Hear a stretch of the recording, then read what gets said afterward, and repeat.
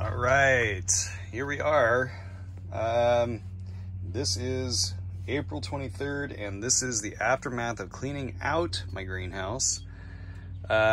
It's open enough in here now that I can talk a little bit about how we built it. My best friend and I, and my brother, we put this thing together, and you can kind of see the inside structure here. These are just 2x4s that are kind of just bracing these cattle panels, and I bought these at Wilco. These are the 16-foot cattle panels, and they're attached down here to, we made a 6-foot by 16-foot box out of pressure treated wood. And we did this before wood prices went through the roof during COVID, because everybody was doing projects during COVID. Super easy build. The one thing that we ran into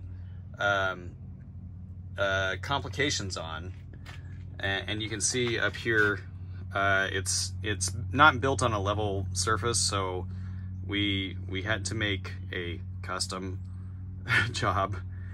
So the end cap frames are a little off center, and that's okay. It doesn't matter.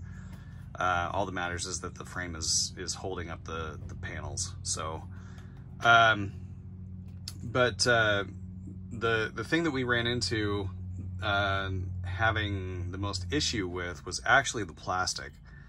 I tried using visqueen the first year, and it sailed through the winter no problem. But what happened is last summer we had high winds and an abnormally hot summer. We actually had, the only thing I can equate it to is like the Santa Ana winds down in California. So we had 116 degree temperatures and high wind, and it shredded the top of my greenhouse. So I got this one. This is actually more like a tarp, and it works fantastic so far. I got this on Amazon, and it was about $100 for the one that I needed. It hangs off the edge outside a little bit, and I'll go over that. And we tied it down with paracord, and it works fantastic. I have been really happy with it. So that's pretty much that, and you can kind of see. We'll go through a little bit on what I'm growing in here. Here's some of my citrus. This is a lemon seedling, Meyer Lemon. This one's a some kind of orange, I can't remember, seedling. This one here is coming back from the dead. This is a sumo seedling, or Shiranui. This is my Kitsuwase mandarin. It's about ready to bloom. This one is a Beer's Lime. These two are grafted. This one's a Kinoto Orange. I really like this one. I sampled this one at a local nursery. I sampled the fruit. It's not super sour, but it's not like cloyingly sweet. It's got a little bitter aftertaste, but what I love about it is, number one, it's really cool looking. The foliage is really pretty, but it's thornless. So I really love that. And then this one, this is a blood orange seedling. Blood oranges do awesome here for us in the Willamette Valley in greenhouses. They can actually take the cold a little bit better than like your navel oranges. They will have dieback, but if you get them big enough, and stable enough in their roots, they will die back a little bit and then come right back. So that's really cool. And then over here, this is my Kishu Mandarin. This is my biggest indoor tree. It's about 5 feet tall. This one's a really good grower for us. It does fine, 0 dieback. And I don't typically heat my greenhouse. I did this year because we had a little bit colder weather than normal. for a couple of spells. So I just put a little space heater in here and kept it above freezing, and everything sailed through for the most part. My Meyer Lemon is starting to come back. It had some dieback issues, but it's leafing out pretty well now, and it's getting ready to go. The one thing we have to worry about with citrus is scale. We have a lot of ants here, and if you see ants on your trees, generally speaking, you've got scale, and it's a real pain. So I do release ladybugs in here in the greenhouse, and that seems to help a little bit. But mostly with scale, they don't move, so you can just go through and pick them off.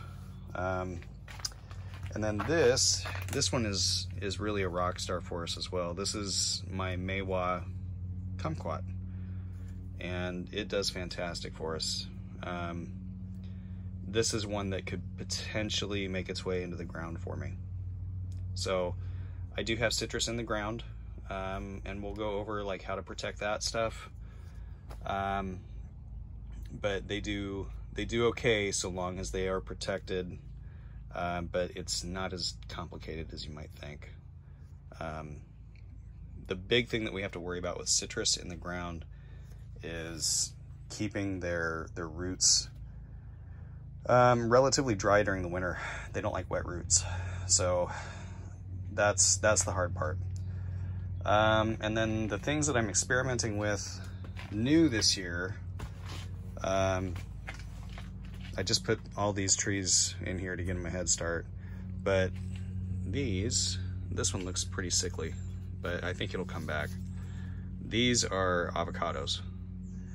This one's a cold hardy avocado called Joey, and it's grafted to another cold hardy avocado named Lila. These are from Texas, and that's pretty exciting. And then this one back here, this is my Stewart avocado. It's also grafted to another cold hardy variety for rootstock. So don't know if they'll work. It's like I said, this is an experiment, so we'll see what happens. So the rest of everything that's in here is all figs. You can see all these are all newly rooted cuttings from this year. And the rest of all of this stuff is stuff that is either second or third year old. Most of it is second year. And they'll get transitioned out of the greenhouse probably in the next few weeks. After the first week of May, we're done getting rain consistently until fall, so which is crazy. But I've got a couple that are fruiting. This one here is De La Roca. This is called a Breva. This is on last year's growth. I need to get more potting mix into the top of the pot, but this is all this green wood all the way up. This is all new wood this year, and this was a really crappy grower for me last year. So that's pretty interesting that it has a Breva and it's growing so well now, so that's encouraging. This one here, this is one of my favorite trees. This is called Martinenko Ramada, and this is a variegated fig, so it's striped, and it's a dark red fig, but it's got a Breva that I didn't know was going to happen, and you can see the stripes there. It's a large fig, but it is absolutely fantastic. It is absolutely one of my favorite trees. So I give this one a nice big head start because it's seriously great.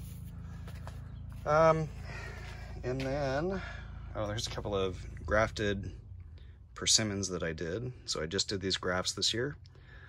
And they're Fuyu Persimmons. Fuyu does awesome in the ground for us. All persimmons will do great in Oregon.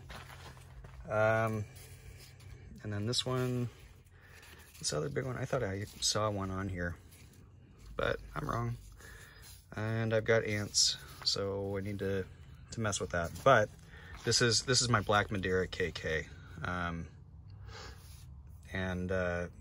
This is a really fantastic variety, but it's a little bit late. not as late as some of the other ones, not as late as Martinenko Ramada. So it won't need as much of a head start here. And when it gets a little bit more established, it's coming into year 3. I'll put it in a little bit bigger pot, and it won't need the greenhouse here for me.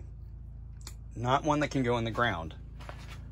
It'll still need some protection, but you know, that's what it is. And hopefully I'll update people a little bit more as we go.